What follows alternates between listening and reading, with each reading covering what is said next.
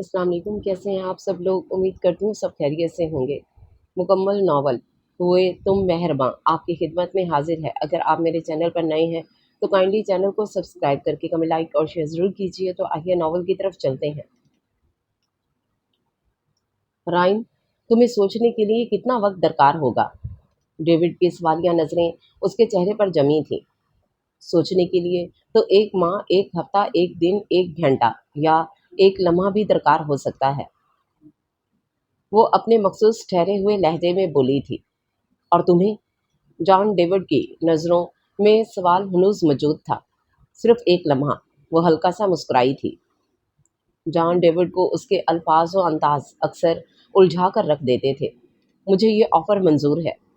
John David के मुंह से बेअख्तियार एक तसल्ली बख्श सांस खारिज हुई थी।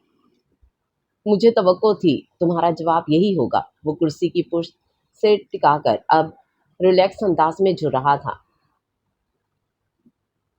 डिवाइडर के स्टाफ में से तुम जिसे चाहो अपनी माउनत के लिए चुन सकती हो। जलीलिया जोन्स उसने एक लम्हे का तौक़ुफ़ किए बिना जवाब दिया था।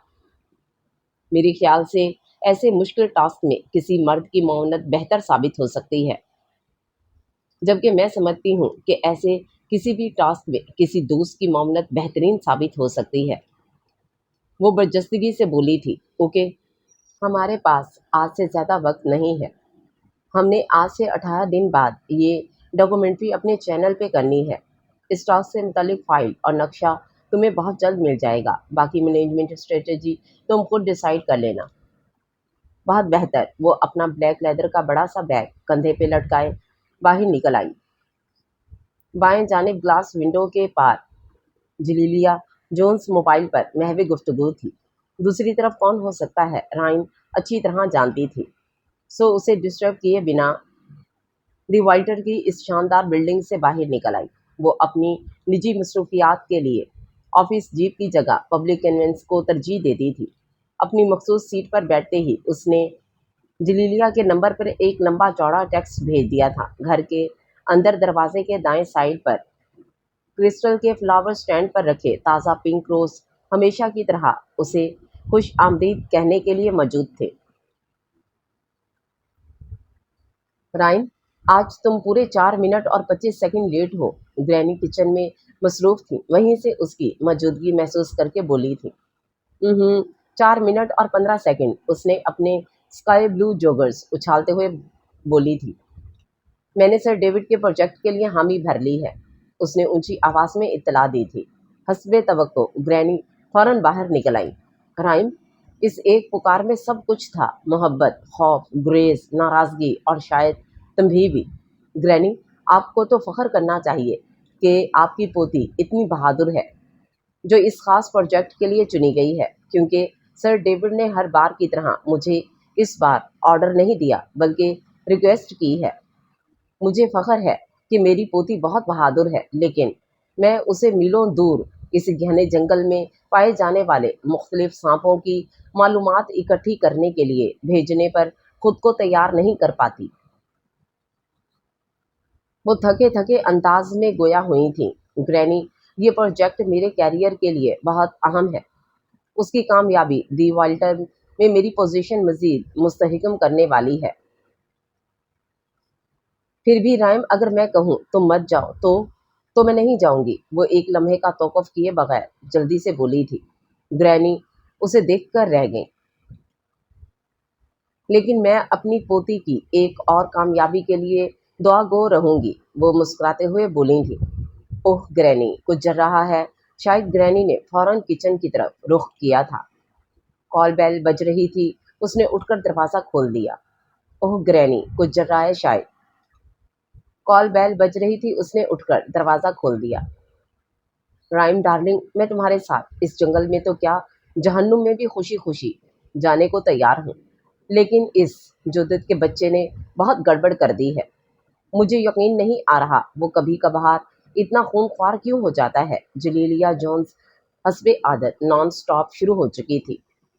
इस बार क्या कहता है तुम्हारा रोमियो? कहना क्या है, बस मना कर दिया है कि तुम्हें इस डेंजरस काम में इस बहादुर हसीना का साथ देने की। قطعاً کوئی ضرورت نہیں۔ دراصل وہ ہمارے ساتھ ہونے والے اس پچھلے واقعے کی وجہ سے بہت کانشیس ہو گیا ہے، بلکہ میں بھی یہی چاہتی ہوں کہ تمہیں اب احتیاط سے کام لینا چاہیے۔ اور جلیلیا گرینی نے آج اسپیگیٹی بنائی ہے۔ رائم نے جلدی سے بات بدلی کیونکہ وہ گرینی کو کچن سے نکلتا دیکھ چکی تھی۔ آہا، گرینی کی بنائی ہوئی اسپیگیٹی کہاں! ذائقہ ہر بار کچھ نیا منفرد سا لگتا ہے۔ رائم کی کوشش کامیاب ہوئی تھی۔ وہ اب گرینی سے گلے مل رہی تھی۔ جلیلیا، جانتی ہو اگر گرینی کو کوئی مکھن لگائے تو انہیں فوراً پتہ چل جاتا ہے۔ رائم نے اسے چھیڑا تھا، جبکہ وہ دونوں اب رائم کی اس نئے پروجیکٹ کے سلسلے میں اپنے خدشات اور تحفظات ڈسکس کر رہی تھیں۔ رائم انہیں دیکھ کر رہ گئی۔ دونوں اپنی اپنی عادت کے ہاتھوں مجبور تھیں، اور 2 گھنٹوں کے بعد جلیلیا کے رومیو کی ہنٹرا سیوک ہارن سنائی دیا تو وہ جانے کے لیے اٹھ کھڑی ہوئی۔ دروازے سے باہر نکلتے نکلتے بھی رائم کو ہدایت اور نصیحتیں کرنے سے باز نہیں آئی تھی۔ بلا تکان بولنے کی وجہ سے سر ڈیوڈ سے کئی بار اچھا خاصا جھاڑ چکے تھے۔ رائم کو سب سے دلچسپ بات یہ لگتی کہ اس کے منگیتر جودت کو اس کے ہر ٹاپک پر بنا رکے بولتے چلے جانے والی عادت نے اپنا اسیر بنایا ہوا تھا، جبکہ وہ خود جلیلیا کے لیے اچھا سومے ثابت ہوا تھا، اس لیے دونوں کی جوڑی پرفیکٹ تھی۔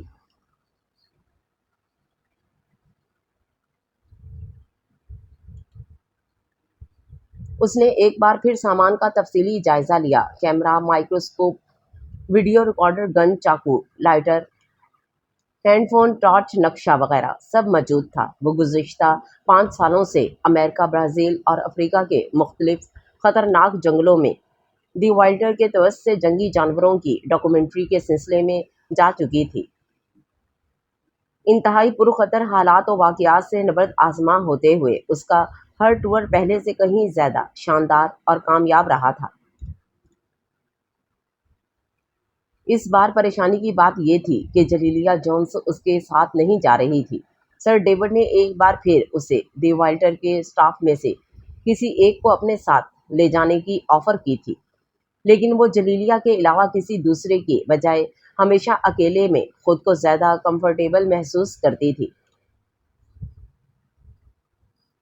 وہ باصلاحیت اور تجربہ کار تھی، اس لیے سر ڈیوڈ نے سارا معاملہ اس کی مرضی پر چھوڑ دیا تھا۔ ویسے بھی انہیں دلچسپی 120 قسم کے سانپوں پر مبنی ڈاکومنٹری میں تھی جو اس نے ڈریگن ایئر کے موقع پر اپنے چینل پر آن ایئر کرنی تھی۔ البتہ گرینی اس کے لیے اس بار ہمیشہ سے کہیں زیادہ فکر مند تھیں۔ رائم نے جانے سے پہلے اپنا سارا وقت ان کے ساتھ چھوٹی چھوٹی باتیں کرتے ہوئے بتایا تھا اور انہیں ذہنی طور پر ریلیکس کرتی رہی۔ اگر تمہیں کچھ ہو گیا تو میں دی وائلڈر کو کبھی معاف نہیں کروں گی۔ ہر بار کی طرح ان کی دھمکی سن کر رائم کو ہنسی آ گئی تھی۔ مجھے ہر لمحہ آپ کی دعاؤں کی ضرورت رہے گی۔ اس نے زور زور سے ہاتھ ہلاتے ہوئے جیپ سٹارٹ کر دی تھی۔ شہر کی حدود سے نکلنے سے پہلے اس نے جیپ ایک سپر سٹور کے سامنے روک دی۔ ضرورت کے مطابق خشک خوراک، منرل واٹر، جنک فوڈ اور اپنی ذاتی استعمال کی چیزیں خریدیں۔ بہرحال وہ اتنے دن اس جنگل میں کسی قسم پرسی کی حالت میں نہیں گزارنا چاہتی تھی، کیونکہ وہ ایسی جگہوں پر ان چیزوں کی اہمیت سے اچھی طرح واقف تھی۔ لہجہ بہ لہجہ دور ہوتی لائٹس اور ناہموار راستوں نے اسے بتا دیا تھا وہ میکسیکو جیسے ہنگامہ خیز اور پر رونق شہر کی حدود سے باہر نکل چکی ہے۔ اس نے ایک جھٹکے سے جیپ روک دی۔ اس کی پرسوچ نظریں نقشے پر دوڑ رہی تھیں۔ اس کے سامنے جنگل تک پہنچنے کے لیے 2 راستے موجود تھے، اور اسے نہایت سوچ سمجھ کر ان دونوں میں سے کسی ایک راستے کا انتخاب کرنا تھا، اور اس نے شارٹ کٹ کے بجائے قدرے طویل راستے کو ترجیح دی تھی، کیونکہ دوسرے مختصر راستے میں اسے ایک بڑے سمندری حصے سے واسطہ پڑ سکتا تھا، جو کہ اسے قطعی مناسب نہیں لگا۔ اسے اس وقت جلیلیا کی کمی بڑی شدت سے محسوس ہو رہی تھی۔ اس کی کلائی پر بندھی قیمتی رس واچ شام کے 5 بجا رہی تھی۔ اگرچہ دھرتی پر شام ابھی پوری طرح نہیں اتری تھی، لیکن اس گہرے جنگل میں اس وقت رات کے کسی پہر کا گماں ہو رہا تھا۔ بہرحال وہ مطلوبہ جگہ تک پہنچ چکی تھی۔ اس نے جیپ روک دی۔ مسلسل ڈرائیونگ کی وجہ سے وہ بہت تھک چکی تھی۔ اپنی اس مخصوص طرز کی جیپ کے پچھلے حصے کو وہ ڈائننگ روم، بیڈ روم اور کچن کے طور پر استعمال کر سکتی تھی۔ اپنے لیے کیٹل میں چائے تیار کی اور بسکٹ کھول کر اپنی بھوک مٹانے کا انتظام کیا۔ جلیلیہ اس کے کسی پروجیکٹ کے دوران کسی جنگل میں ایسے شاہانہ انداز دیکھ کر کہا کرتی تھی، رائن، تم جنگل میں بھی اس ٹھاٹھ سے رہتی ہو کہ کوئی ملکہ اپنے محل میں رہتی ہوگی۔ اور وہ ہنس کر جواباً کہتی، جو آرام آپ کی دسترس میں ہو اس کے لیے خود کو ترسانا بے وقوفی کہلاتا ہے۔ قریب چند فٹ کے فاصلے پر پیڑ کی ٹہنیوں سے لٹکتے بندروں نے اسے دیکھ کر مخصوص آوازیں نکالنا شروع کر دی تھیں۔ اوہ! ایک گودے دار جنگلی پھل ٹھا کر کے جیپ کے بونٹ پر لگا تھا۔ کسی مہمان کو خوش آمدید کہنے کا یہ طریقہ نہایت واہیات ہے۔ اس نے ایک دزیدہ نظر مائل بشرارت بندر پر ڈالی تھی اور آرام سے لیٹ گئی تھی۔ گرینی کا سوچتے ہوئے کب نیند آ گئی۔ صبح اس کی آنکھ قدرے تاخیر سے کھلی تھی۔ جنگلی جانوروں کی عجیب و غریب ملی جلی آوازوں نے اسے احساس دلایا کوسوں دور ایک جنگل میں موجود ہے۔ ہلکا پھلکا ناشتہ کرنے کے بعد اس نے اپنے کندھوں سے نیچے آتے سٹیپ کٹنگ سلکی بالوں کی پونی ٹیل بنائی۔ ایک بھورا بندر ہمت کر کے اس کی جیپ کے قریب آ گیا تھا۔ سنو، اگرچہ تم نافرمان قبیلے سے ہو لیکن پھر بھی مجھ سے دوستی کر کے اچھا لگے گا۔ سنو، اگرچہ تم نافرمان قبیلے سے ہو۔ اس نے چوئنگم کا ریپر اتار کر آدھا حصہ اپنے منہ میں ڈالا اور آدھا بندر کی طرف بڑھا دیا۔ یہ ایک دوستانہ پیشکش تھی۔ اس نے چوئنگم کا غبارہ بندر کے منہ کے قریب لا کر پھوڑ دیا۔ بندر کو شاید یہ مشغلہ اچھا لگا تھا، اس لیے وہ بھی غبارہ بنانے کی کوشش کرنے لگا۔ میری غیر موجودگی میں میری چیزوں کی حفاظت کرنا بھی میزبانی اور دوستی کے زمرے میں آتا ہے، ٹھیک ہے؟ وہ اس کے سر کو سہلاتی باہر نکل آئی۔ بلیک لیدر کا مخصوص بیگ اس کے کندھے پر جھول رہا تھا۔ رسی نما لچکیلی شاخوں کا ایک جال سا زمین پر پھیلا ہوا تھا جو کسی آکٹوپس کی طرح پیروں کو اپنے شکنجے میں جکڑنے کے در پہ لگ رہی تھیں۔ رائن بہت احتیاط سے قدم آگے بڑھا رہی تھی۔ وہ جانتی تھی کہ اس کی ذرا سی لاپرواہی اس کے لیے کسی بڑی پریشانی کا سبب بن سکتی ہے۔ 10 سال پہلے اسی جنگل میں ایک امریکن ہائیکر جنگلی بلیوں سے الجھ کر نیچے گر گئی تھی۔ اسے چوٹ لگی تھی اور ٹھیک 1 ماہ بعد 90 کھوجیوں پر مشتمل دستے کو اس کی گلی سڑی لاش ملی تھی۔ وہ مائکروسکوپ آنکھوں سے لگائے ارد گرد کا جائزہ لے رہی تھی کہ اچانک ٹھٹک کر رک گئی۔ کچھ فاصلے پر قدرے ڈھلان جگہ پر اسے کسی گڑبڑ کا احساس ہوا تھا۔ اس نے مائکروسکوپ کی پاور کچھ اور بڑھا دی۔ منظر اب واضح ہو گیا تھا۔ او مائی گاڈ! اس نے تیزی سے بھاگتے ہوئے درمیانی فاصلہ طے کیا۔ وہ جو کوئی بھی تھا اس وقت شدید زخمی حالت میں کرہا رہا تھا۔ اس کی آنکھیں بند تھیں اور درد کی شدت کے باعث نچلا ہونٹ سختی سے دانتوں میں دبایا ہوا تھا۔ رائن گھٹنوں کے بل اس کے قریب بیٹھ گئی۔ دیکھو، اگر تم ہمت کرو تو میں تمہاری مدد کر سکتی ہوں۔ میں یہاں سے ہل بھی نہیں سکتا۔ وہ شستہ انگریزی میں گویا ہوا تھا۔ کوشش تو کر سکتے ہو نا؟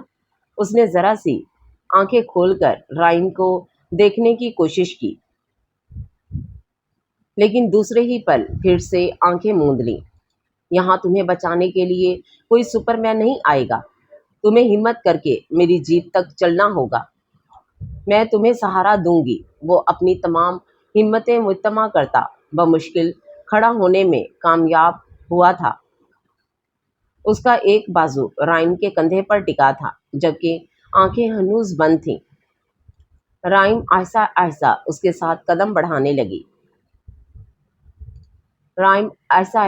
کے ساتھ قدم بڑھانے لگی۔ حالانکہ وہ چلنے میں اپنی پوری کوشش اور طاقت صرف کر رہا تھا۔ پھر بھی رائم کو لگا جیسے سارا بوجھ اسی نے اٹھایا ہوا ہے۔ 15 منٹ کی مسافت نہایت تھکا دینے والی تھی۔ جیپ کے قریب پہنچ کر وہ پیڑ کے تنے سے ٹیک لگا کر بے دم سا بیٹھ گیا۔ رائم اس کے زخموں کا جائزہ لے رہی تھی۔ صرف ایک ٹانگ بری طرح زخمی تھی، باقی سارے جسم پر معمولی خراشیں آئی تھیں۔ وہ جیپ سے اپنا ایمرجنسی فرسٹ ایڈ باکس لے آئی۔ زخم صاف کر کے اس کی گہرائی کا اندازہ لگانے کے بعد ٹیوب لگائی اور کس کر پٹی باندھ دی۔ پانی، تمہارے پاس پانی ہوگا؟ وہ ہلکے سے رہا تھا۔ رائم نے پانی کی بوتل اس کے منہ سے لگا دی اور وہ صرف 2 سانسوں میں پوری بوتل خالی کر گیا۔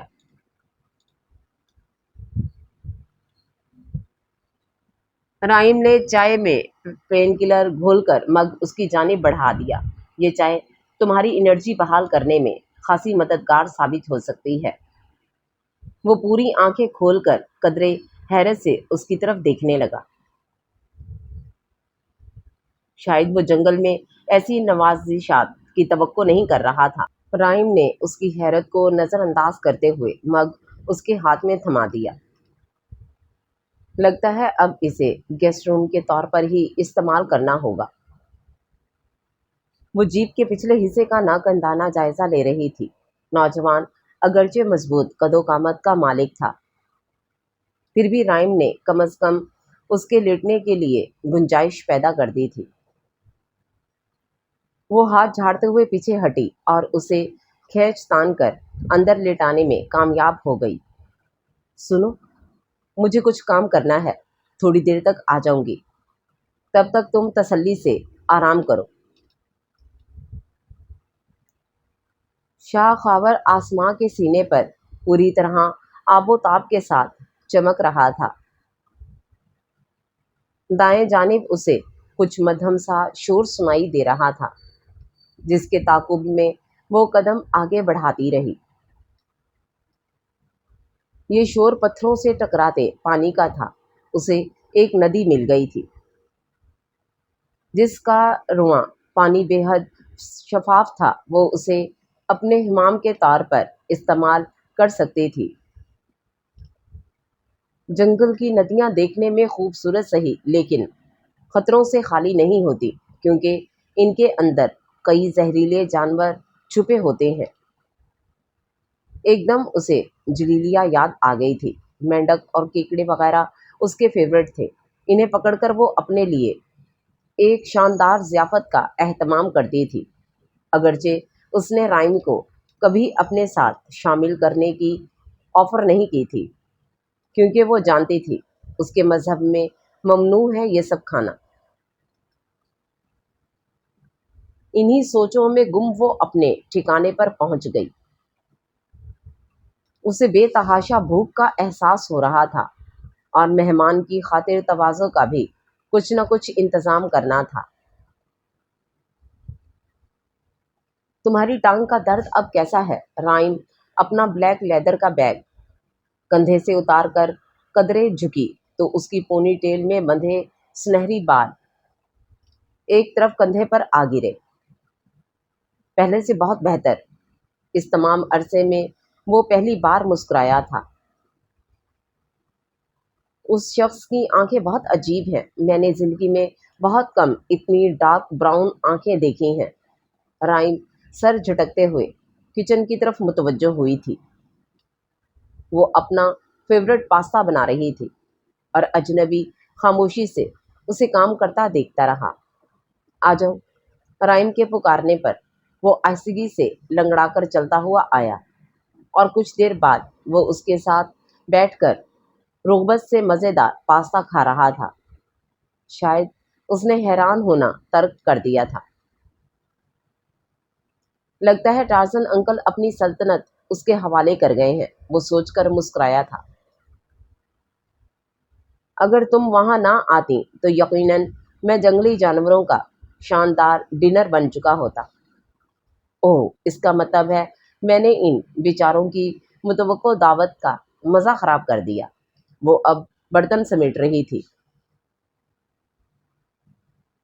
تم جاننا نہیں چاہو گی کہ میں اس حالت میں تمہیں وہاں پڑا ہوا کیوں ملا؟ وہ شاید رائم کو اس حادثے کی پرودات سنانا چاہ رہا تھا۔ وہ کھائی دکھنے میں بلا شبہ بہت اٹریکٹیو ہے، لیکن محض گہری کا اندازہ لگانے کے لیے اس کے اندر چھلانگ لگانا ایک احمقانہ حرکت تھی تمہاری۔ غلط اندازے مت لگاؤ، اس نے ٹوکا تھا۔ غلطی سے تو یقیناً نہیں گرے ہوگے، کیونکہ کہانی کھائی صاف نظر آ رہی تھی۔ رائم نے ناک پر سے گویا مکھی اڑائی تھی۔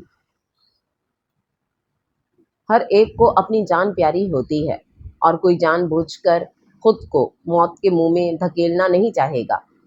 عجیب لڑکی تھی، اس کی بات کو کوئی اہمیت ہی نہیں دے رہی تھی۔ کسی خطرناک جنگل میں پروٹیکشن سیلف کا خیال کیے بغیر مٹر گشت کرنا خود کو موت کے منہ میں دھکیلنے ہی کہتے ہیں۔ رائم کو نہ جانے کیوں اس اجنبی کو چھیڑنے میں مزہ آ رہا تھا۔ دیکھو، تمہیں اگر سچ نہیں سننا تو بے شک مت سنو، لیکن برائے مہربانی غلط اندازے لگانے کی زحمت بھی مت کرو۔ وہ ایک دم جیسے خفا ہو گیا تھا۔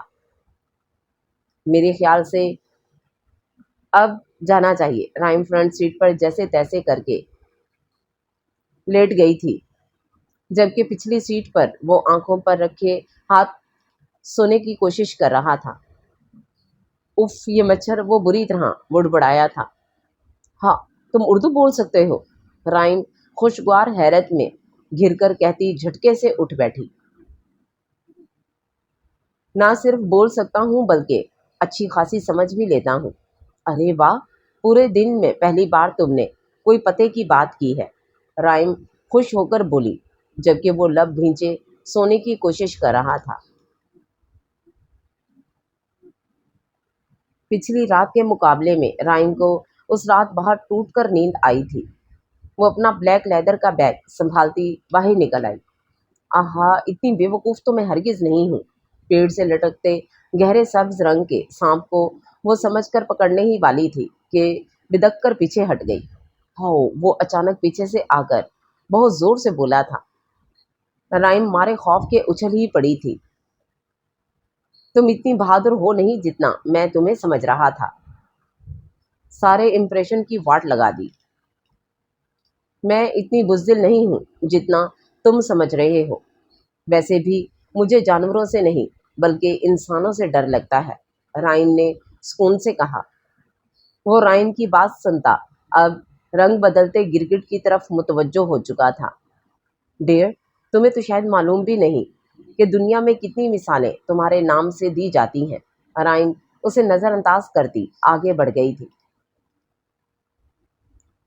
ہاتھیوں کے چہرے کے ایکسپریشن نہ جانے اتنے اداس سے کیوں ہوتے ہیں، ان کی ویران آنکھوں میں کوئی دکھ سا ہلکورے لیتا محسوس ہوتا ہے۔ رائم ندی کی اور بڑھتے ہاتھیوں کے جھنڈ کو دیکھ کر بولی، اچھا فلسفہ ہے، لیکن یہ بھی تو ہو سکتا ہے کہ ان صاحب کی بیگم بہت جھگڑالو واقع ہوئی ہو۔ یہ بھی ہو سکتا ہے کہ ان کے بچے ایک دم نالائق ہوں اور والدین کی توقعات پر پورا نہ اترے ہوں۔ یہ بھی ہو سکتا ہے غم روزگار نے ان کے چہرے کی ساری رونق چھین کر آنکھوں میں اداسی بھر دی ہو۔ رائم اس کے تبصرے پر بے ساختہ ہنس پڑی۔ کاش میں یہ خوبصورت منظر ہمیشہ کے لیے اپنے کیمرے میں محفوظ کر سکتا۔ وہ بہت کم کسی بات پر اس طرح بے ساختہ ہنسی تھی، اس لیے اپنی جھیپ مٹانے کے لیے جلدی سے بولی، تم فوٹوگرافر ہو؟ تم فوٹوگرافر ہو؟ جناب، میں پروفیشنل فوٹوگرافر ہوں اور 12 سال کی عمر سے اس پیشے سے وابستہ ہوں۔ دل موہ لینے والی خوبصورتی، قدرتی مناظر کو قریب سے دیکھنے اور انہیں کیمرے کی آنکھ میں قید کرنے کے لیے سینکڑوں وادیاں، مرغزاروں، جنگلوں، پہاڑوں، ندی نالوں وغیرہ میں جا چکا ہوں، لیکن اس بار کچھ نیا، کچھ انوکھا ہو رہا ہے میرے ساتھ۔ اسے تو موقع مل گیا تھا اپنے بارے میں کچھ بولنے کا۔ یقیناً تم نے مشہور فوٹوگرافر عزت ناصر کے بارے میں بہت کچھ سن رکھا ہوگا، اور اگر چاہو تو اپنی خوش قسمتی پر رشک کر سکتی ہو کہ اس مایا ناز فوٹوگرافر کی مدد کرنے کی سعادت تمہیں حاصل ہوئی ہے۔ وہ اب ارد گرد کا جائزہ لیتا لاپرواہی سے کہہ رہا تھا۔ رائم کو ایک بار پھر ہنسی آنے لگی تھی۔ اس کے بات کرنے کا انداز حقیقتاً بہت دلچسپ تھا، اور بات کرتے ہوئے اس کی آنکھوں کا رنگ کچھ اور گہرا ہو جاتا۔ رائم نے مشکل سے اپنی نظریں چرائی تھیں۔ اپنے بائیں جانب زمین پر گرے بے شمار زرد سوکھے پتوں کے ڈھیر میں سرسراہٹ محسوس ہوئی تھی۔ وہ ایک دم چوکس ہو کر اس جانب مڑی۔ اوہ، شکر ہے مجھے اس کے پیچھے زیادہ خوار نہیں ہونا پڑا۔ وہ تیزی سے پتوں پر رینگتے سنکچوری کی جانب متوجہ ہو چکی تھی۔ وہ 4 فٹ لمبے پھن پھیلائے سانپ کے بہت قریب سے ویڈیو بنا رہی تھی۔ صاف لگ رہا تھا وہ ایسے کاموں میں خاصی تجربہ کار ہے۔ تم اگر 1 انچ مزید آگے بڑھتی تو یہ سانپ تمہارا کام تمام کر چکا ہوتا۔ نہیں، یہ اچھی طرح جانتا تھا کہ میں اسے نقصان نہیں پہنچانے والی، بس یوں ہی مجھے ڈرانے کی کوشش کر رہا تھا۔ رائم نے کیمرہ آف کر دیا۔ تم مزید کتنے دن مجھے اس جنگل میں اپنے ساتھ خوار کرنے کا ارادہ رکھتی ہو؟ ایکسکیوز می، یہ تمہاری اپنی چوائس ہے۔ ویسے بھی جب تک میرا کام مکمل نہیں ہو جاتا تب تک میں سوچ بھی نہیں سکتی، چاہے اس کے لیے تمہیں پورا مہینہ کیوں نہ لگ جائے۔ نہیں، خیر اتنا زیادہ عرصہ تو نہیں لگے گا۔ تم یہاں اپنی جان مشکل میں ڈال کر یہ پروجیکٹ مکمل کر رہی ہو، اور وہ دی وائٹر کا ہوسٹ ایم ڈی جان ڈیوڈ محض چند $100 تمہاری ہتھیلی پر رکھ کر اپنے چینل کو مزید کیش کروائے گا۔ ایک نمبر کا خود غرض آدمی ہے وہ۔ رائم کو حیرت نہیں ہوئی۔ یقیناً اس نے جیپ میں پڑے پیپرز اور کارڈ وغیرہ دیکھ لیے تھے۔ یہ میرا شوق ہے، اور اپنے شوق کی تکمیل کرتے وقت انسان عموماً اپنے نفع نقصان کی پرواہ نہیں کرتا، اور وہ ویسے بھی مایا ناز فوٹوگرافر کو میری فکر میں مبتلا ہونے کی ضرورت نہیں۔ عزت اسے دیکھ کر رہ گیا۔ وہ اپنے ٹھکانے پر پہنچ چکے تھے۔ رات کا نہ جانے کون سا پہر تھا۔ کچھ عجیب سا احساس کے تحت عزت کی آنکھ کھل گئی تھی۔ وہ چند لمحوں کے لیے اندھیرے میں غیر معمولی پن کھوجتا رہا۔ اچانک اس کے ذہن میں جھماکا ہوا، اور وہ جھٹکے سے اٹھ بیٹھا۔ فرنٹ سیٹ پر رائم موجود نہیں تھی۔ وہ حواس باختہ سخت وحشت کے عالم میں ٹارچ اٹھائے باہر نکل آیا۔ چاروں اور تاریکی کی دبیز چادر تنی ہوئی تھی، جس میں جنگلی جانوروں کی آوازیں چھیڑ ڈال رہی تھیں۔ رائم، عزدہ نے آہستگی سے اس کے کندھے پر ہاتھ رکھا تھا۔ وہ اچھل کر پیچھے مڑی اور پانی میں زوردار چھپاکا ہوا۔ رائم بے بسی سے خود سے دور ہوتے، لہروں میں ڈوبتے ابھرتے ایناکونڈا کو دیکھ رہی تھی۔ عزدہ نے اس کا سارا کام بگاڑ دیا تھا۔ تم پاگل تو نہیں ہو گئی ہو؟ وہ رائم کا ہاتھ کھینچتے ہوئے واپس مڑا تھا۔ میرا دل چاہ رہا ہے کوئی وزنی چیز اٹھا کر تمہارے سر پر دے ماروں۔ کتنی دیر سے میں اس کے پیچھے لگی ہوئی تھی، لیکن تم نے میرے سارے کیے کرائے پر پانی پھیر دیا۔ تم سکون سے مجھے اپنا کام نہیں کرنے دے سکتے۔ مانا کہ تم بہت بہادر ہو، لیکن اپنی جان اپنے ہی ہاتھوں سے موت کے منہ میں دینے کا تمہیں کوئی حق نہیں، سمجھی؟ وہ اس کی ساری مزاحمت نظر انداز کرتا مضبوطی سے اس کا بازو دبوچے جیپ تک لے آیا تھا۔ گلے پڑی نیکی شاید اسے کہتے ہیں۔ رائم کو اس پر شدید غصہ آ رہا تھا۔ سورج نے انگڑائی لے کر اپنی نوخیز چمکیلی کرنیں دھرتی پر وار دی تھیں۔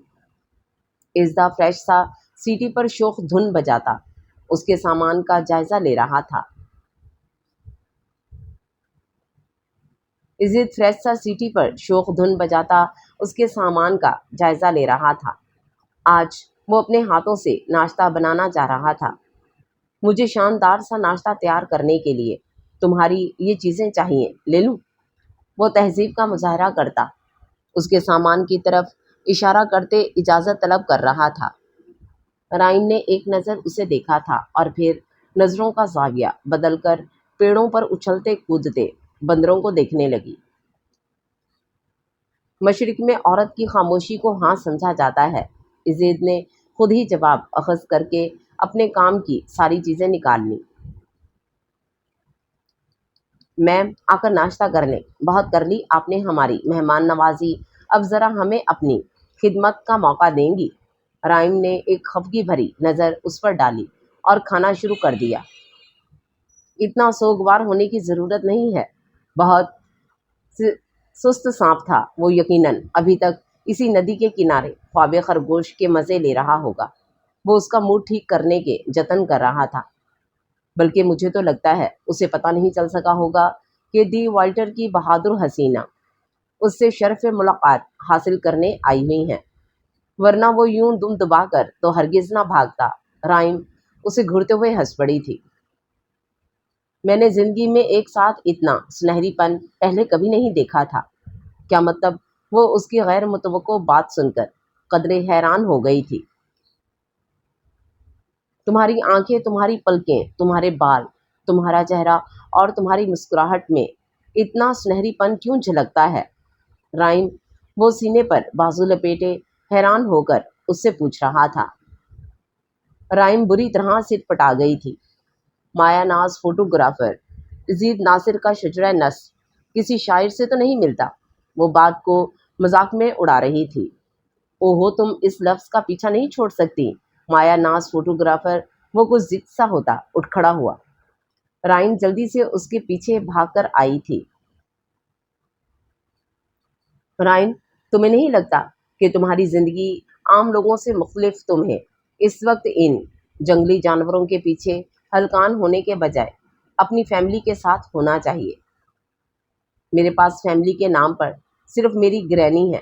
تمہارے پیرنٹس، میری پیدائش کے صرف 2 سال بعد میرے فادر کی ڈیتھ ہو گئی تھی، اور ان کے مرنے کے صرف چند دن بعد میری ممی نے اپنے ایکس بوائے فرینڈ سے جرمنی میں شادی کر لی۔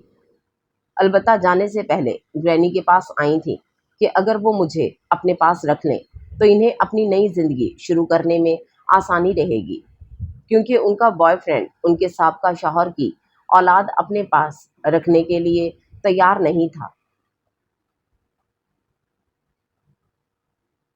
اپنے جوان صاحب بیٹے کو کھو دینے کے بعد گرینی کے لیے زندہ رہنے کا میں اکلوتا جواز تھی۔ برسوں پہلے وہ اپنا سب کچھ پاکستان چھوڑ آئی تھیں۔ ممی نے اپنا پہلا اور آخری احسان مجھے گرینی کی گود میں ڈال کر کیا تھا، اور میں ان کے اس احسان کے لیے حقیقتاً ممنون ہوں۔ وہ اپنی سب محرومیاں اس شخص سے شیئر کر رہی تھی جس کے بارے میں وہ کچھ بھی نہیں جانتی تھی۔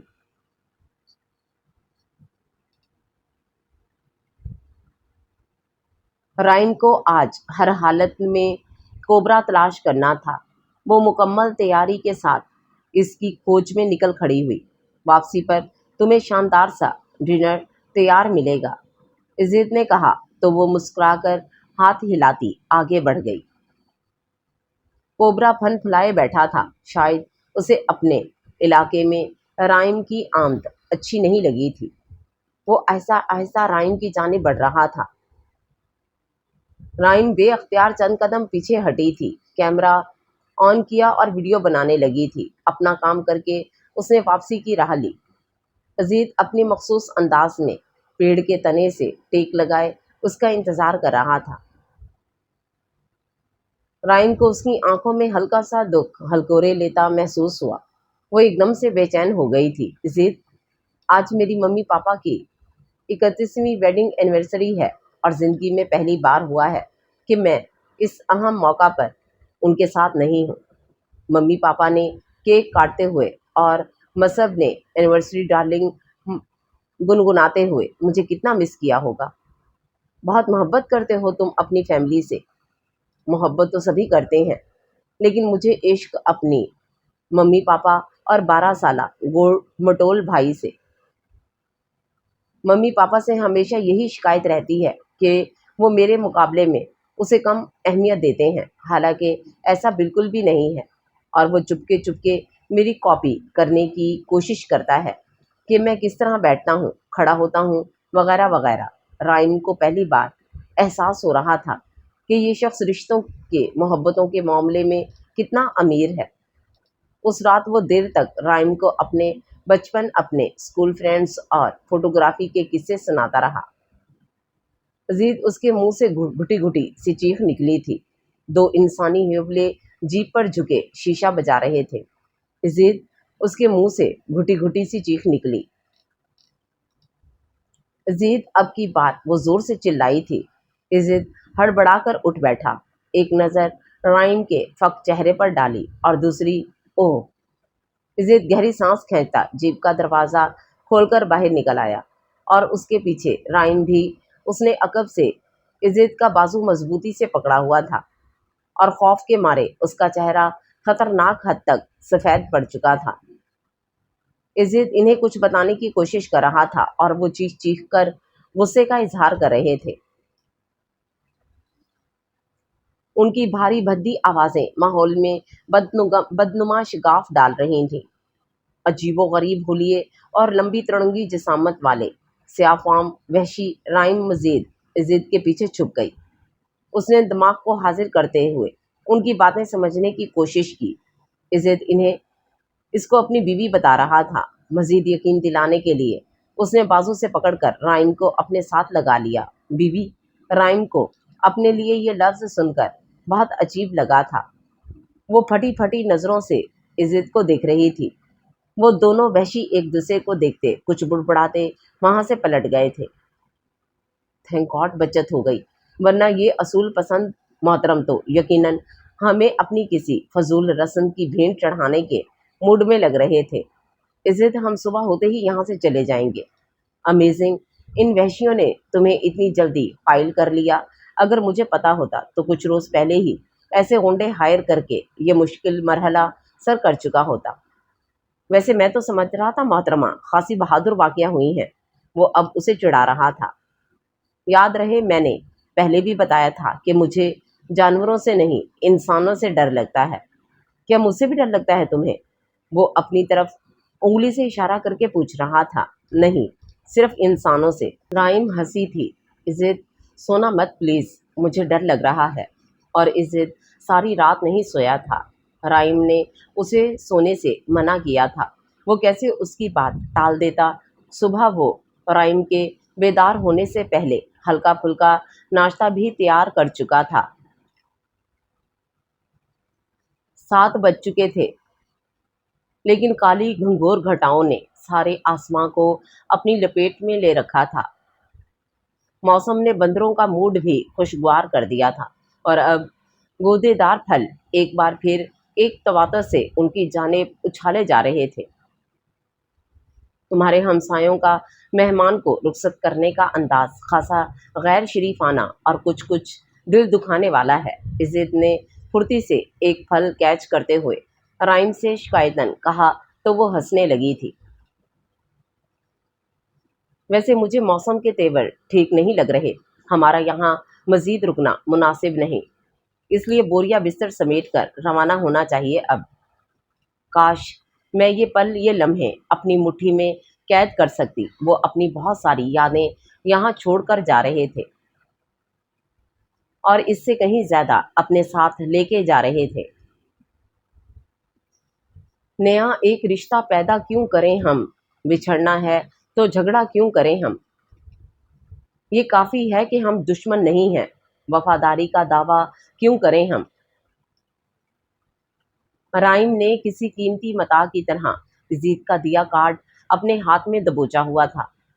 وہ پتھرائی آنکھوں سے خود سے دور جاتے اس شخص کو دیکھ رہی تھی، جس کی سنگت نے اسے احساس دلایا تھا کہ زندگی اس سے کہیں زیادہ خوبصورت ہے جتنی کہ نظر آتی ہے۔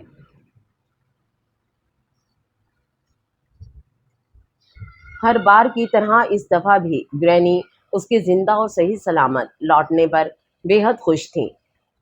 انہیں رائم کچھ چپ چپ اور اداس سی لگی اور وہ اسے اس کی تھکاوٹ پر محمول کرتی رہیں۔ وہ یہ نہ جان سکیں کہ اس بار سینکڑوں میل دور ایک جنگل میں ان کی پوتی اپنی سب سے قیمتی متاع اپنا دل ہار آئی ہے۔ جلیلیا سنگاپور سے واپس آنے کے فوراً بعد اس کے سر پر پہنچ گئی تھی۔ سنو، وہاں جنگل میں ایسا کیا تھا کہ تم پہلے سے بھی زیادہ خوبصورت ہو کر لوٹی ہو؟ وہ اس سے پوچھ رہی تھی۔ لیکن تمہاری آنکھوں میں اتنی اداسی کیوں ہے رائم؟ رائم نے راز فاش ہونے کے ڈر سے جلدی سے پلکوں کی سنہری جھالر گرا دی۔ یہ بھی غنیمت تھا کہ جلیلیا کسی بات کے پیچھے نہیں پڑتی تھی۔ سر ڈیوڈ رائم کے کامیاب لوٹنے پر جتنا خوش ہوتے اتنا کم تھا۔ وہ رائم کو دی وائلٹر کی بیک بون کہا کرتے تھے اور اب اس ڈاکومنٹری کی پریزنٹیشن کی زور و شور سے تیاریاں چل رہی تھیں۔ رائم نہیں جانتی تھی کہ جس شخص کی سنگت میں اس نے گنتی کے محض چند دن گزارے تھے وہ اس طرح اس کے روم روم میں بس جائے گا۔ وہ موجود نہ ہوتے ہوئے بھی ہر جگہ موجود تھا۔ اس کی آواز، لہجہ، انداز اور ڈارک براؤن آنکھیں وہ چاہنے کے باوجود کچھ بھی تو نہیں بھول پا رہی تھی۔ کاش میں اپنے کیمرے میں یہ خوبصورت منظر ہمیشہ کے لیے محفوظ کر سکتا۔ کسی بات پر بے ساختہ ہنسے ہوئے وہ ایک دم چپ ہو جاتی۔ تم اتنی بہادر ہو نہیں جتنا میں تمہیں سمجھ رہا تھا۔ وہ تھک ہار کر دی والٹر میں پناہ ڈھونڈنے کی کوشش کرتی تو یہ آوازیں اس پہر اسے وہیں لا کر کھڑا کر دیتی۔ نہیں ہوں میں بہادر عزیز، تم جانتے ہو میں بہادر نہیں ہوں۔ مجھے انسانوں سے ڈر لگتا تھا، مجھے اس نارسائی سے ڈر لگتا تھا، مجھے ہجر کی طویل راتوں سے ڈر لگتا تھا، مجھے اپنا آپ کھو دینے سے ڈر لگتا تھا، اور تم نے میرے سارے ڈر سچ ثابت کر دیے۔ اسے آج شیکسپیئر کا فلسفہ محبت سمجھ میں آیا تھا۔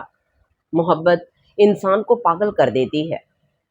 محبت دماغ کا ایک خلل ہے کہ اگر کوئی انسان اس خلل میں مبتلا ہو جائے تو اس کا علاج مشکل ہے۔ سارے خواب، سارے مناظر آنکھوں سے اوجھل ہو جاتے ہیں، صرف ایک چہرہ آنکھوں میں منجمد ہو جاتا ہے، محبوب کا چہرہ۔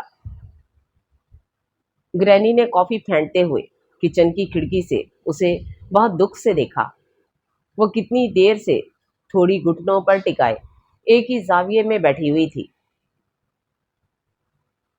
میں یہ تو نہیں پوچھوں گی کہ وہ کیسا تھا، کیونکہ جس نے میری پوتی کے دل کی دنیا فتح کی ہو وہ کوئی عام انسان تو نہیں ہو سکتا۔ انہوں نے کافی کا مگ رائم کی طرف بڑھا دیا اور رائم کو لگا جیسے وہ ان سے کوئی بات نہیں چھپا پائے گی، اور اس نے گرینی کو زید ناصر کی ایک ایک بات، اس کے ساتھ گزرا ایک ایک پل سب بتا دیا۔ گرینی کی پرسوچ نظریں اس قوس قزح کے بکھرتے چہرے سے الجھ رہی تھیں۔ رائم، تمہیں اس پریزنٹیشن کے موقع پر عزت کو بلانا چاہیے۔ گرینی کی بات سن کر وہ لمحہ بھر کو چپ رہ کر، اگر وہ نہ آیا تو؟ تم بلاؤ، وہ ضرور آئے گا۔ رائم نے ایک نظر کارڈ پر درج فون نمبر اور پتہ اسے ازبر ہو چکا تھا۔ وہ پہلی بار عزت کے گھر جا رہی تھی اور اپنی تیاری سے حد درجہ غیر مطمئن تھی۔ میں پہلی بار کنفیوز ہو رہی ہوں گرینی۔ زندگی میں بہت کچھ پہلی بار ہی ہو رہا ہوتا ہے۔ ہمارے ساتھ سرسبز بیلوں سے ڈھکا وہ چھوٹا سا گھر اندر سے کہیں زیادہ خوبصورت تھا جتنا کہ باہر سے نظر آ رہا تھا۔ پہلا قدم اندر رکھتے اس کا دل عجیب کیفیات میں گھر گیا۔ رائم نے آہستگی سے قدم اندر رکھ دیا۔ آگے بڑھے رائم، اسے اپنا تعارف کروانا بہت دشوار لگا تھا۔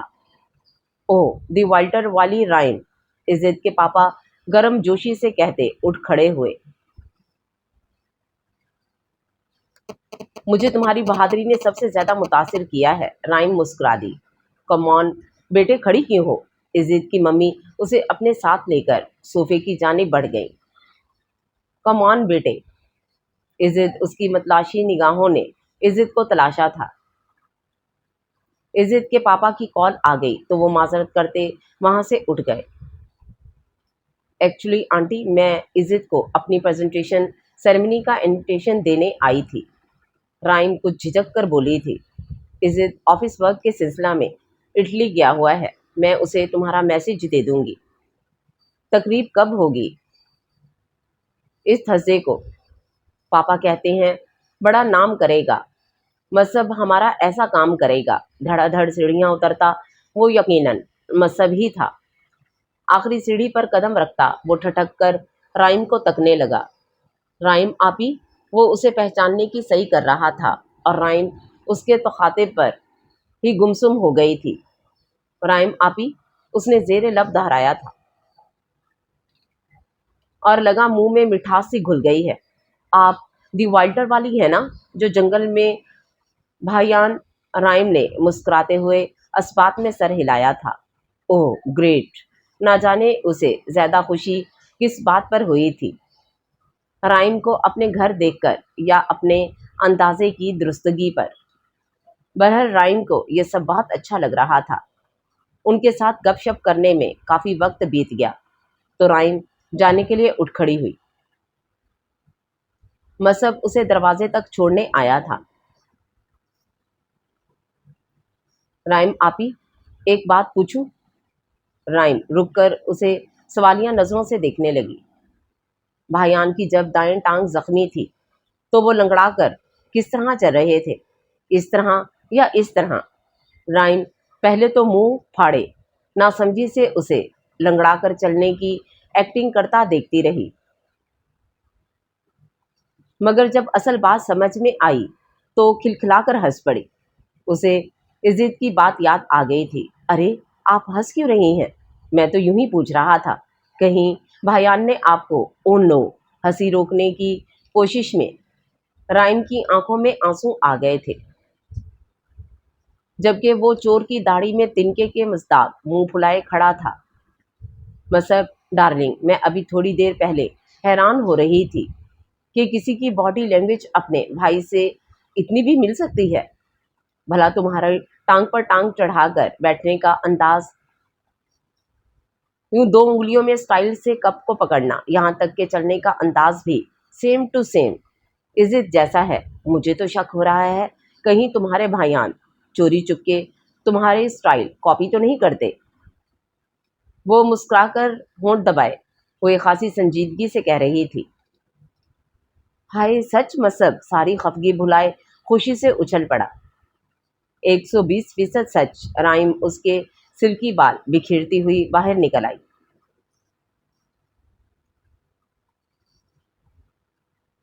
آج وہ گرینی کے کہنے پر اپنی عادت کے برخلاف خوب دل لگا کر تیار ہوئی تھی۔ ریڈ اینڈ بلیک شیفون کی شلوار قمیض جس پر دھاگوں کی کڑھائی اور شیشوں کا کام بنا ہوا تھا، اس کی سنہری رنگت دمک رہی تھی۔ آج زندگی میں پہلی بار اس نے پونی ٹیل بنانے کے بجائے اپنے شولڈر تک آتے سٹیپ کٹنگ بال کھلے چھوڑ دیے۔ مجھے زندگی میں پہلی بار افسوس ہو رہا ہے کہ میں لڑکا کیوں نہیں ہوں۔ جلیلیہ کا تعریف کرنے کا بھی اپنا ہی انداز تھا۔ رائم نے جھینپ کر ایک دھپ اسے رسید کی۔ رائم اس وقت سٹیج پر سینکڑوں لوگوں کی نگاہوں کا مرکز بنی ہوئی تھی۔ اس کے مداح تالیاں پیٹ رہے تھے، اس کے کام کو سراہ رہے تھے، اور وہ مسکراتے ہوئے ہاتھ ہلا کر عاجزی کے ساتھ ان کی تعریفیں وصول کر رہی تھی۔ اتنی دور سے بھی اسے عزت کی نگاہوں میں اپنے لیے فخر کا احساس لو دیتا دکھائی دیا تھا۔ اسی پل ہر چہرہ، ہر منظر، ہر بات، ہر آواز اس کے لیے بے معنی ہو کر رہ گئی تھی۔ وہ جلد از جلد اس کے پاس پہنچ جانا چاہتی تھی۔ ایکسکیوز می، پلیز، معذرت کر کے تیزی سے سیڑھیاں اتر کے نیچے چلی آئی۔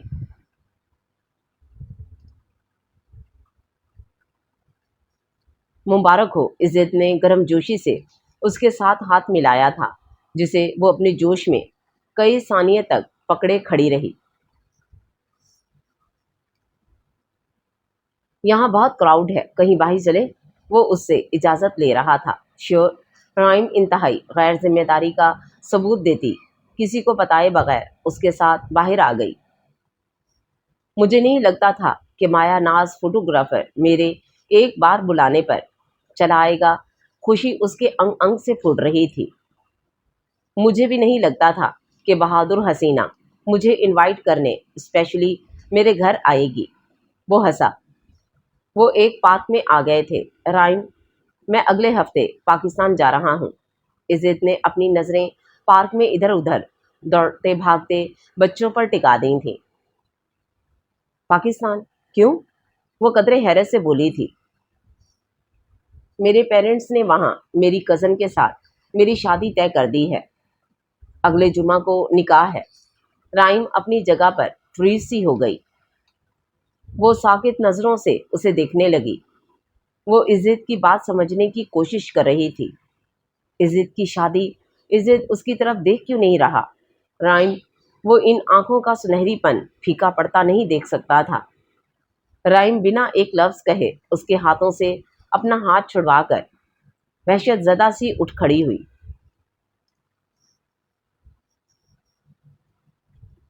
وہ 4 دنوں تک بے سدھ پڑی بخار میں پھنک رہی تھی، نیم بے ہوشی کے عالم میں۔ ٹوٹے پھوٹے الفاظ سسکیوں کی صورت میں اس کے خشک لبوں پر آ کر دم توڑ جاتے۔ ہوش میں آنے کے بعد بھی وہ سختی سے آنکھیں بند کیے اپنے تئیں حقیقت جھٹلانے کی لاشعور کوشش کر رہی تھی۔ شرم تو نہیں آتی؟ اکلوتی دوست کی شادی ہو رہی ہے اور محترمہ یہاں پر پڑی بستر توڑ رہی ہیں۔ وہ خاصے جارحانہ تیور لیے اندر داخل ہوئی تھی۔ اگرچہ گرینی سے وہ سب جان کر اسے بہت دکھ ہوا تھا، لیکن وہ رائم کے زخموں کو چھیڑنے کے بجائے اسے چیئر اپ کرنا چاہتی تھی۔ نک سکھ حلیے میں رہنے والی رائم کو اس حالت میں دیکھ کر اس کا دل کٹ رہا تھا۔ مبارک ہو جلیلیا، اس نے مسکرانے کی کوشش کی تھی، لیکن آنسو بے مروتی سے اس کی کوشش کو ناکام بناتے بہہ نکلے تھے۔ جلیلیا نے بہت خاموشی سے اسے اپنے ساتھ لگا لیا اور آہستہ آہستہ اس کی پیٹھ تھپکنے لگی۔ آج جلیلیا کی شادی تھی۔ روایتی انداز میں دلہن بنی جلیلیا سرخ و سفید پھولوں کی سجے جھولے پر بیٹھی حسب عادت جودت کی جانب جھکی اس کے کان کھا رہی تھی۔ رائم جودت کی ممی سے ملنے لگی تھی۔ آنٹی، آپ کی فیملی بہت لکی ہے، جسے جلیلیا جیسی بہترین اور زندہ دل لڑکی کا ساتھ ملا ہے، وہ جودت کی ممی سے کہہ رہی تھی۔ لکی تو وہ ہوگا جسے تم ملو گی میری جان، جلیلیا نے دل میں کہا اور بہت آہستگی سے اپنی انگلی کے پور سے آنکھوں میں آئی نمی کو صاف کیا۔ رائم تھکے تھکے قدموں کے ساتھ گھر میں داخل ہوئی تو اسے احساس ہوا پورے گھر میں ویرانی اور پسماندگی چھائی ہوئی تھی۔ کرسٹل سٹینڈ پر رکھے پنک روز مرجھا کر سوکھ چکے تھے۔ گرینی نے کتنے دنوں سے یہاں تازہ پھول نہیں سجائے۔ وہ حساب لگاتی اندر آ گئی۔ گرینی کے انڈور پلانٹس اپنے نظر انداز کیے جانے کا شکوہ کر رہے تھے۔ رائم کے بعد مجھے اپنے یہ پودے بے حد پیارے ہیں۔ گرینی نے اپنے پودوں کو پانی کیوں نہیں دیا؟ سامنے چھوٹا سا لاؤنج خالی پڑا تھا۔ کتنے دنوں سے گرینی اپنے مخصوص کاؤچ پر کافی پیتی دکھائی نہیں دی تھی۔ کچن کا دروازہ کھلا ہوا تھا، حالانکہ گرینی کام ختم کرنے کے فوراً بعد احتیاط سے اسے بند کر دیا کرتی تھیں۔ آج 15 تاریخ تھی۔ سیٹرڈے کو انہوں نے ڈاکٹر انتھونی کے پاس چیک اپ کے لیے جانا تھا اور آج سیٹرڈے کو گزرے 3 دن بیت چکے تھے۔ سینٹرل ٹیبل پر پڑی فلاورز اور لائف پر دھول کی تہہ جم چکی تھی۔ گرینی اپنی اس پسندیدہ کتاب کو روزانہ پڑھا کرتی تھیں اور اب اس پر جمی گرد کی تہہ بتانے کے لیے کافی تھی کہ کتنے دنوں سے یہ کتاب کھول کر بھی نہیں دیکھی گئی۔ یہ اتنا ڈھیر سارا غیر معمولی پن کہاں سے آ گیا ہے ہماری زندگی میں؟ اس کا رخ گرینی کے کمرے کی طرف تھا۔ میں آپ سے اور کچھ مانگتی، بس میری رائم کو دل کی خوشی عطا کر دیجیے۔ وہ ٹھٹک کر دروازے پر ہی رک گئی۔ گرینی صرف اس کی دادی نہیں تھی، بلکہ اس کے ماں باپ، بہن بھائی، دوست، سب کچھ تھیں۔ وہ اس کے لیے اللہ کے سامنے ہاتھ پھیلائے دعا مانگ رہی تھیں۔ رائم ساکت نظروں سے ان کا ہچکیوں سے لرزتا ضعیف وجود دیکھ رہی تھیں۔ ابھی کچھ دیر پہلے اپنے دل میں اٹھتے سارے سوالوں کے جواب اسے مل گئے تھے۔ یہ سب میری وجہ سے ہو رہا ہے۔ وہ الٹے قدموں وہاں سے لوٹ آئی۔ آج ایک اور رات اس نے جاگ کر گزارنی تھی، لیکن اس بار سوچنے کے لیے اور بہت کچھ تھا۔ وہ وضو کر کے نماز کے لیے کھڑی ہو گئی۔ میں اتنی ناشکری تو پہلے نہیں رہی۔ آنسو ٹوٹ ٹوٹ کر اس کی شفاف ہتھیلیوں پر گر رہے تھے اور اس کے دل میں ڈھیر سارا سکون اتر رہا تھا۔ گڈ مارننگ، وہ پردے سمیٹتے ہوئے ہلکا سا مسکرائی تھی، اور یہ پہلی مسکراہٹ تھی جس میں آنسوؤں کی نمی شامل نہیں تھی۔ یقین جانیے، آج بھی سورج وہیں سے نکلا ہے جہاں سے روز نکلا کرتا ہے۔ گرینی، میں سوچ رہی تھی سیٹنگ چینج نہ کر دیں؟ اب کچھ نیا پن آ جائے گا، جیسے تم مناسب سمجھو۔ وہ حیران زیادہ ہو رہی تھیں یا خوش، رائم اندازہ نہ لگا سکی۔ رائم نے گرینی کی خاطر زندہ رہنا اور خوش ہونا تو سیکھ لیا تھا، لیکن کبھی کبھی دل کا سکوت اتنا بڑھ جاتا کہ وہ گھبرا کر باہر نکل آتی۔ آج بھی وہ اپنے مخصوص سنگی بینچ پر گھٹنوں میں سر دیے بیٹھی تھی۔ اسے اپنے ارد گرد مخصوص کلون کی خوشبو کا احساس ہوا، لیکن وہ جوں کی توں بیٹھی رہی۔ اگر یہ خواب ہے تو خواب ہی رہنا چاہیے۔ جانتی ہو رائم، کبھی کبھی ہمارے ساتھ اتنا عجیب، اتنا غیر متوقع ہو جاتا ہے کہ ہم حیران ہونے کے قابل بھی نہیں رہتے۔ رائم نے ایک جھٹکے سے سر اوپر اٹھایا تھا۔ یہ کوئی خواب، کوئی الوژن نہیں تھا۔ وہ سامنے پھولوں پر سنہری تتلی کو دیکھتے ہوئے کہہ رہا تھا۔ وہ آج بھی اس کے اتنے ہی قریب بیٹھا تھا کہ اگر وہ چاہتی تو ہاتھ بڑھا کر چھو لیتی، لیکن اس نے ایسی کوئی کوشش نہیں کی۔ یہ جو ہمارا اللہ ہے نا، یہ ہمیں، ہماری خوشیوں کو ہم سے زیادہ جانتا ہے، بس ہمیں ہی سمجھنے میں کچھ دیر لگ جاتی ہے۔ رائم کی نگاہیں اس کے ایک ایک نقش کو بے یقینی سے چھو رہی تھیں۔ جب مجھے پتہ چلا کہ میرے پیرنٹس نے مجھے بتائے بغیر میری شادی طے کر دی ہے، تو میں غم و غصے سے پاگل ہو گیا۔ ساری زندگی میری ایک ایک خواہش کا خیال رکھنے والوں نے میری مرضی کے بغیر میری زندگی کا اتنا بڑا فیصلہ کر ڈالا۔ میں انہیں بتانا چاہتا تھا کہ میں ان کی پسند کردہ لڑکی سے شادی کر کے بے ایمانی مرتکب نہیں ہونا چاہتا، کیونکہ میں کسی اور سے محبت کرتا ہوں اور اسی کے ساتھ مکمل ایمانداری کے ساتھ زندگی گزارنے کا ارادہ رکھتا ہوں۔ لیکن میں انہیں یہ سب نہیں کہہ پایا۔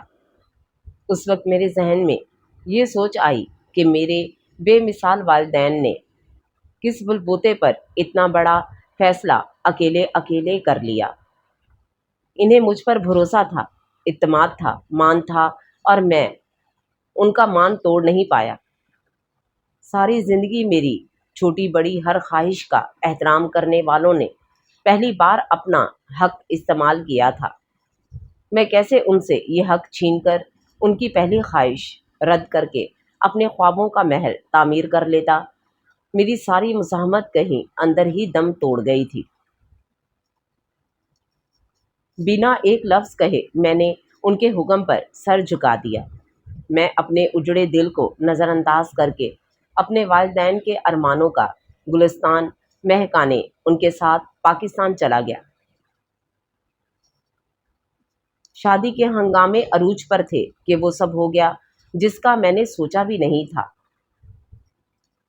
میں سیڑھیاں اتر کر کوریڈور سے گزر رہا تھا کہ زہرا کے کمرے سے آتی آوازوں نے میرے قدم روک دیے۔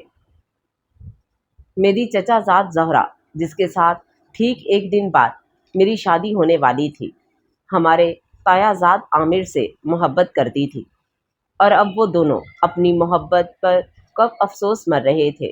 تایا ابا کے روب اور خاندانی روایت نے انہیں زبان کھولنے کی اجازت نہیں دی تھی، لیکن میں ایک ساتھ اتنی زندگیاں برباد ہوتے نہیں دیکھ سکتا تھا۔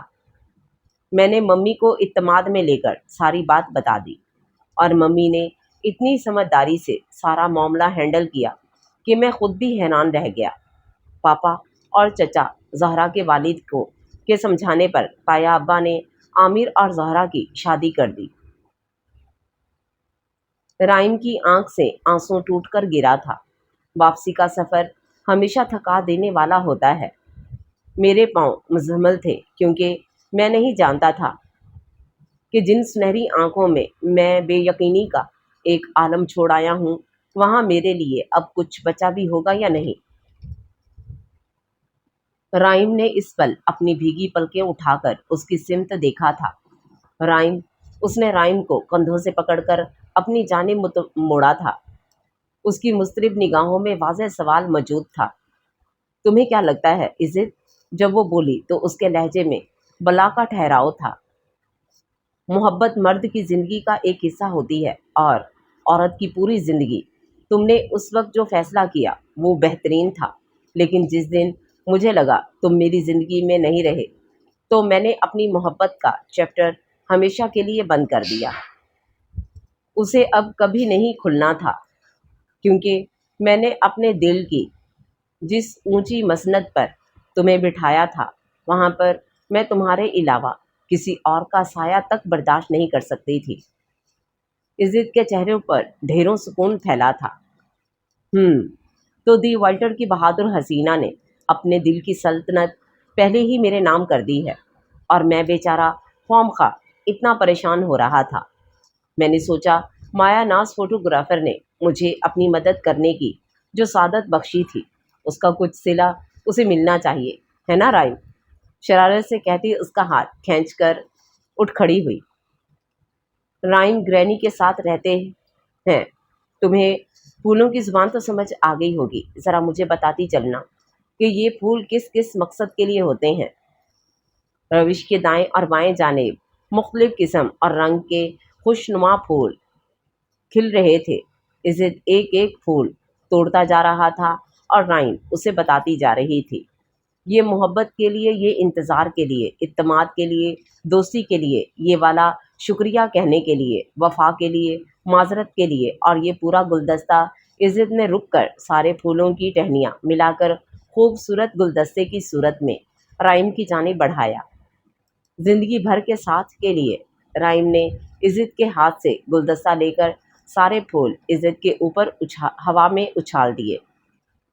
پارک میں موجود لوگ حیرت زدہ نظروں سے اظہار محبت کے انوکھے منظر کو دیکھ رہے تھے، اور عزت کا ہاتھ تھامے پھولوں بھری روش پر چلتی رائم نے سوچا، واقعی ہمارا اللہ ہمیں ہماری خوشیوں کو ہم سے زیادہ جانتا ہے، بس ہمیں ہی سمجھنے میں کچھ دیر لگ جاتی ہے۔